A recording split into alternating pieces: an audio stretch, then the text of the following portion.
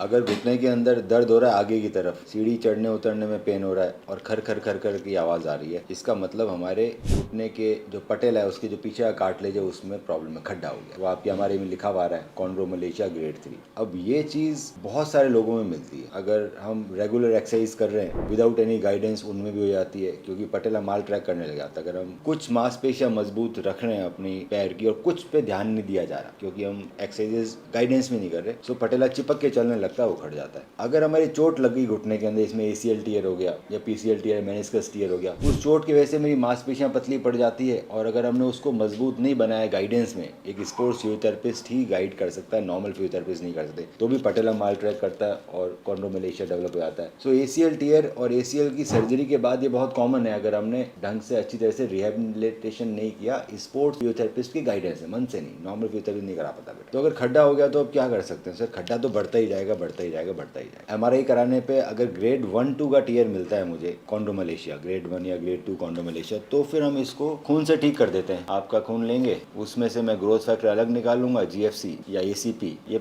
PRP का तो higher form है। PRP में से अगर हम न्यूट्रोफिल कम कर दें तो GFC और ACP इस तरह के प्रोडक्ट बनते हैं जो कि ज़्यादा बेटर रहते हैं। तो ये जब हम घुटने में इंजेक्शन लगाते हैं तो प्लेटलेट एक्टिवेट होते हैं और आपके कार्टिलेज को रीजनरेट करते हैं। ग्रेड 1-2 में तो काम कर जाता है। ये तभी काम करता है जब हम एक्सरसाइजेज भी कराएं। सो हमें मांसपेशियां मजबूत करने में 4 से 5 महीने लगते ही लगते हैं। तो पहले दिन से ही गाइडेंस में एक्सरसाइज चालू होती है। हमारे स्पोर्ट फिजियोथेरेपिस्ट आपको ऑनलाइन सिखाते रहेगा। आपका आना मुश्किल है तो हम हर वीक आपको ऑनलाइन सिखा देंगे, 3-4 महीने में उठ जाएगा। ये तो है नॉन ऑपरेटिव ट्रीटमेंट। पर अगर हमारा खड्डा बड़ा हो गया है और इससे अगर ठीक ही नहीं हो रहा, ये इंजेक्शन खड्डे को तो ठीक नहीं करेगा, पटेला उठा देगा तो आपको दर्द नहीं होगा, बढ़िया काम करते रहोगे। पर अगर प्रॉब्लम ज़्यादा है तो फिर मुझे इसका कार्टिलेज ट्रांसप्लांट करना पड़ता है। अब पटेला कार्टिलेज ट्रांसप्लांट कम डॉक्टर करते हैं, इसलिए शायद कई बार इसको बताया नहीं जाता है डॉक्टर्स के द्वारा। तो ये ऑटोकार्ट प्रोसीजर है, सिंगल स्टेज पटेला कार्टिलेज ट्रांसप्लांट से आपके ये खड्डा दिख रहा है, एनिमेशन में खड्डा दिख रहा है फीमर में, आपका ऐसा खड्डा पटेला में। सो मैं खड्डे में से ही हमारे कार्टिलेज के सेल्स निकाल लूँगा, खड्डे के आसपास रहते हैं जो हेल्दी होते हैं, और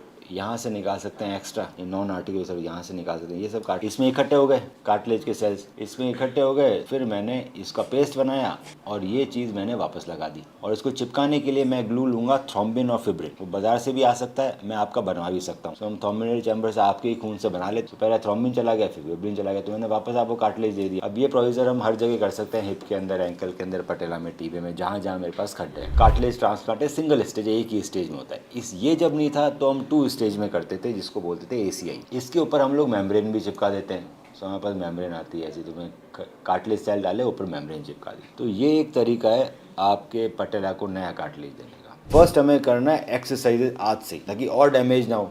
तो हम आपको आज एक्सरसाइज सिखाएंगे और हम आपकी हर एक्सरसाइज 7 दिन में बढ़ाते रहेंगे ताकि और डैमेज ना बढ़े। MRI हम करके देख लेते हैं।